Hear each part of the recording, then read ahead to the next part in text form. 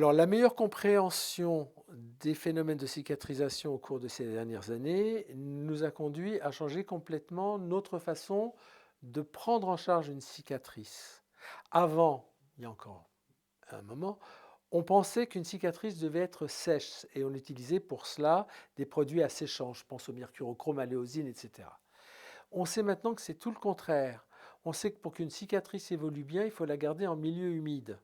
C'est maintenant toute la direction que prennent les nouveaux pansements, les pansements techniques, qui maintiennent toute cicatrisation en milieu humide, c'est-à-dire qu'on garde un niveau d'humidité. Et c'est également pourquoi on utilise les silicones, puisque justement le film de silicone obtenu après l'application de gel de silicone vont maintenir la cicatrice en milieu humide. C'est cette humidité qui va permettre les échanges cellulaires au sein de la cicatrice et qui vont mettre au repos les cellules qui sont responsables de la fabrication du collagène en excédent qui est responsable des grosses cicatrices. Quels sont les progrès qu'on a pu faire au cours de ces dernières années dans l'idée d'avoir une meilleure cicatrisation? Alors, le premier progrès, clairement, a été l'utilisation des silicones et surtout l'amélioration de la façon dont on utilise les silicones.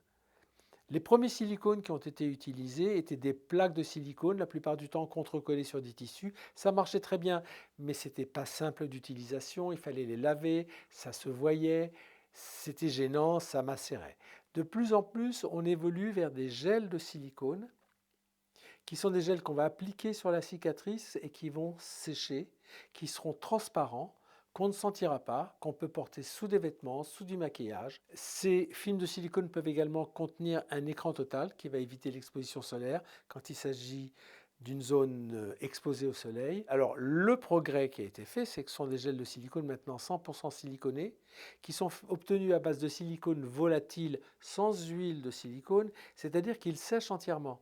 C'est-à-dire qu'une fois qu'on les a appliqués au bout de 5 minutes, il n'y a plus rien. Il y a juste un petit film de silicone et qui est vraiment tellement pratique que l'observance de l'utilisation des silicones est facile et donc les gens les utilisent jusqu'au bout du traitement, ce qui n'était pas le cas avant parce que c'était vraiment beaucoup trop contraignant. Les deuxièmes progrès, la deuxième tranche de progrès qui a été faite concerne les lasers. Les laséristes connaissent ça très bien.